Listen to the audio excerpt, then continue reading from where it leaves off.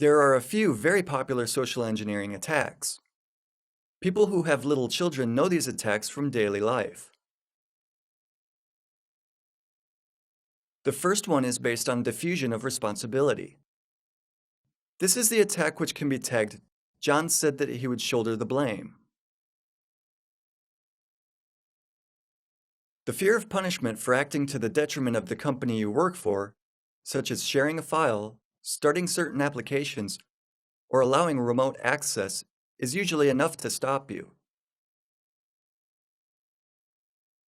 However, you would be more likely to fall prey to manipulation if someone assured you that there would be no consequences attached to your actions. This can be done by impersonating a high-ranking supervisor, whom the potential victim hasn't had the chance to meet in person. Suppose you work in the IT department. You know all too well that one of the basic rules of security is not to reveal passwords during a phone conversation. A situation where someone calls the IT department asking for a password that he or she forgot is unthinkable. But how do you react if you pick up the phone and it turns out to be the director's secretary informing you that she is about to get you through to the director himself? And what if after a while you really are talking to the director? He's asking for his password because he's on a business trip and he really needs to check his emails, but he's forgotten his password. Well, in a company which implemented a security policy, you must say that in accordance with the policy, you're not allowed to tell the password via phone. But the director tells you that this is an order, and in case of any trouble, he'll take all the responsibility. Now it's no longer appropriate to oppose, and you tell your superior the password he demands.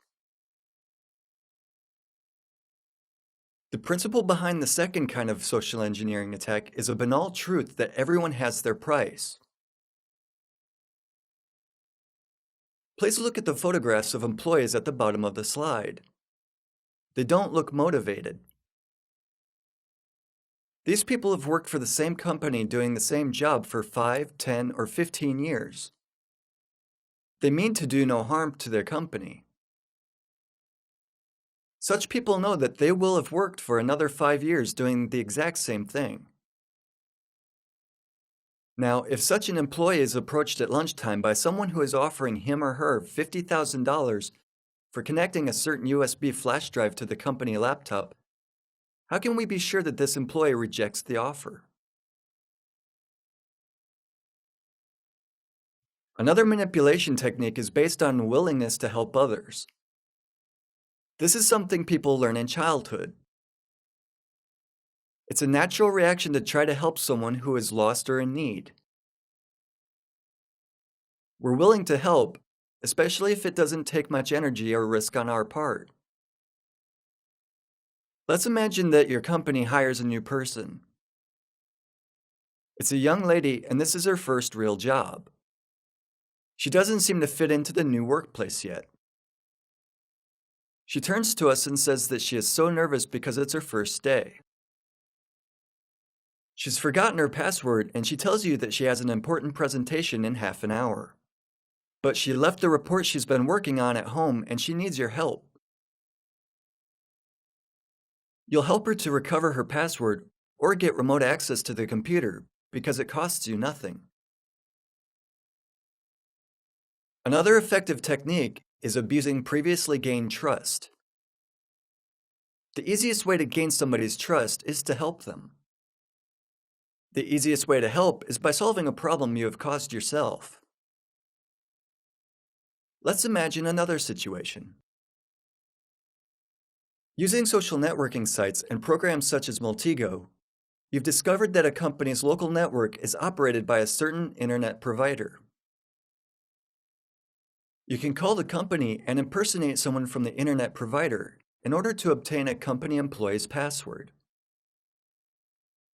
Before you do that, you have to cause the company's network to go down.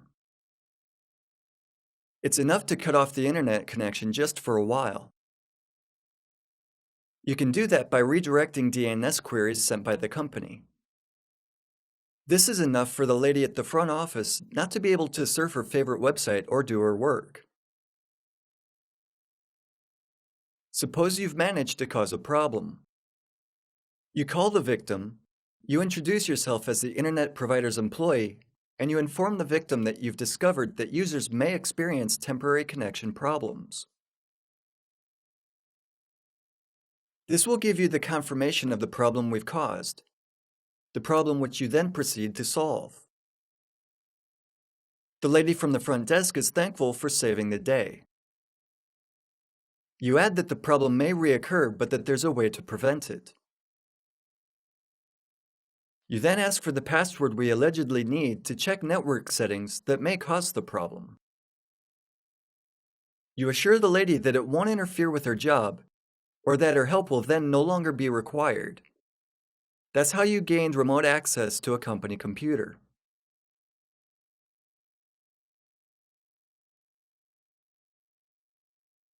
Moral pressure is another form of manipulation. If someone says to you, "If you don't help me, I'm dead," or "For you, it's a trifle, but it means life to me," you'll help them for the sake of your conscience. We're eager to help even people we don't know if the cause seems noble to us. We identify with anonymous people who have a specific goal in mind. Such a situation is easy to arrange. Another technique is based on the feeling of community.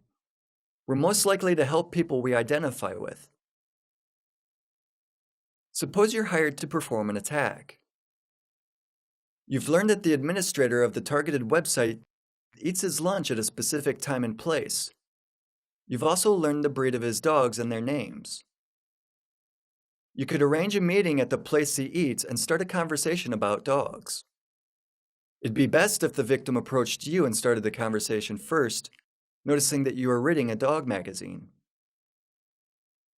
Thanks to a shared interest, the person you haven't met before will treat you as if you'd known each other for years. And if you've known someone for years, you can do them small favors.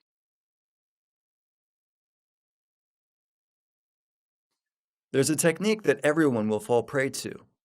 It's guilt. Parents of little children know that if they try to make someone feel guilty, they will either back out or try to redeem their fault. You just have to play the victim.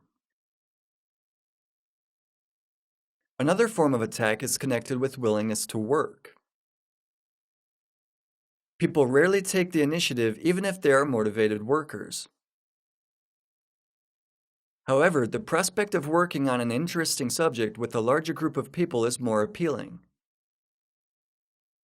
A cynical worker may use that as an opportunity to gain something at the expense of others. This is what the attackers take advantage of. They offer a solution that will help them to achieve their goals.